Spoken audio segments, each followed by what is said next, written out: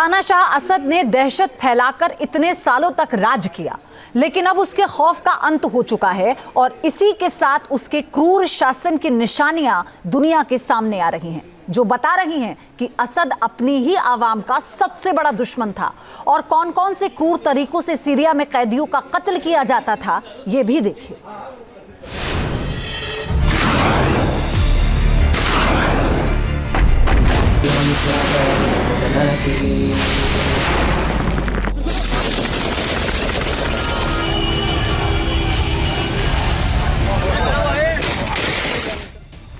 असद इंसानियत का दुश्मन था। उसके राज में इंसान की जान की कोई कीमत नहीं थी। तभी तो 2011 में सीरिया में भड़के विद्रोह के बाद ना जाने कितने लोगों को जिंदा दफन कर दिया गया। जिन 72 तरीकों से सीरियाई कैदियों का कत्लेआम किया जाता था, उसमें से एक तरीका था कैदियों को जिंदा जला देना। तस्वीरें आपको विचलित कर सकती हैं, मगर ये तस्वीरें ही इस बात की गवाही देती हैं कि अगर आज सीरिया नफरत की आग में जल रहा है तो इसके लिए कौन जिम्मेदार है। ये वीडियो साल 2011 के सीरिया ग्रे युद्ध का बताया जा रहा है, जिसमें असद सरकार के खिलाफ आवाज उठाने वालों को जिंदा जला दिया गया। वीडियो में एक सामूहिक कब्र दिखाई दे रही है, जिसमें लोगों के हाथ बांधकर उन्हें मरने के लिए मजबूर किया जा रहा है।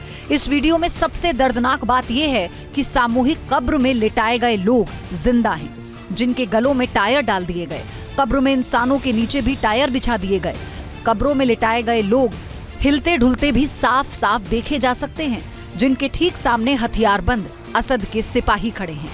करीब 1 मिनट बाद कैमरा घूमता है तो असद का खूंखार सिपाही एक शख्स के हाथ बांध कर लाता है, मगर जैसे ही ये शख्स सामूहिक कब्र के करीब पहुंचता है, ये गोली मारकर कब्र में गिरा दिया जाता है। दावा किया जा रहा है कि मौत के बाद भी शव के साथ निर्ममता की हदें पार की जाती थीं। कैदियों के शवों को लोहे के वजन के नीचे दबा दिया जाता था, जिसके बाद शवों को गठरी में बांधकर गाड़ दिया जाता था।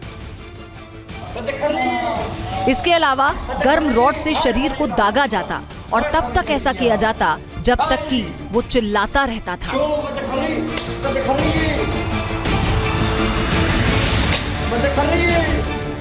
त्वचा पर सिगरेट बुझाना और लाइटर से उंगलियों और बाल तक जला दिए जाते थे। जब सिरनाया जेल पर विद्रोहियों का कब्जा हो गया तो वहां पर जो स्थितियां देखी गईं वो बेहद बीभत्स थीं।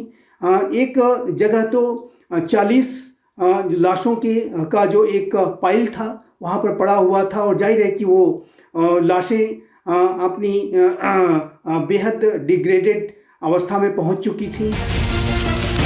सीरिया में असद शासन के खात्मे के बाद जो रिपोर्ट सामने आ रही है, उनमें क्रूरता की ऐसी कहानियां हैं जो बताती हैं कि कैसे असद ने सीरिया में कत्लो गारत मचा रखी थी। रिपोर्ट के मुताबिक शल्य चिकित्सा प्रशिक्षण के लिए जूनियर डॉक्टर्स को कैदियों का इस्तेमाल करने की इजाजत दी जाती थी। इस दौरान वो जिंदा कैदियों को टॉर्चर करते थे। तो ये जो टॉर्चर के भी खबरें आ रही हैं, ये तो 1970-71 से चलती आ रही हैं। इनके बाप ने शुरू की थी। समाचार है कि असद के टाइम 100 से ज्यादा डिटेंशन सेंटर सीरिया में चल रहे थे। इससे भी खतरनाक ये था कि सीरिया में सामान्य कैदियों को ऐसे लोगों के साथ जेल में बंद कर दिया जाता था जो या तो पागल होते थे या फिर हिंसक प्रवृत्ति के होते थे, जिसके चलते अक्सर कैदी सामान्य कैदियों पर अत्याचार करते थे।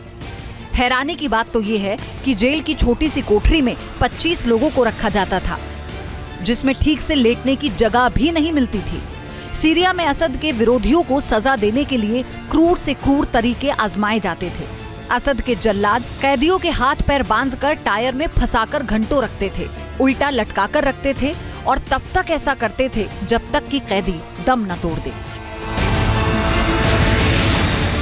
इसके अलावा एक पैर पर कई घंटे तक खड़ा किया जाता और बिना कपड़ों के बर्फ की सिल्लियों पर लेटा दिया जाता था। इससे जाहिर होता है कि असद ने सीरिया में कितना कत्लेआम मचाया, जिसके खिलाफ आवाम का गुस्सा भड़का तो असद को सीरिया छोड़कर भागना ही पड़ा। Team news mission. News nation अब व्हाट्सएप पर। खबरों की ताजा अपडेट के लिए न्यूज नेशन के इस क्यूआर कोड को स्कैन करें।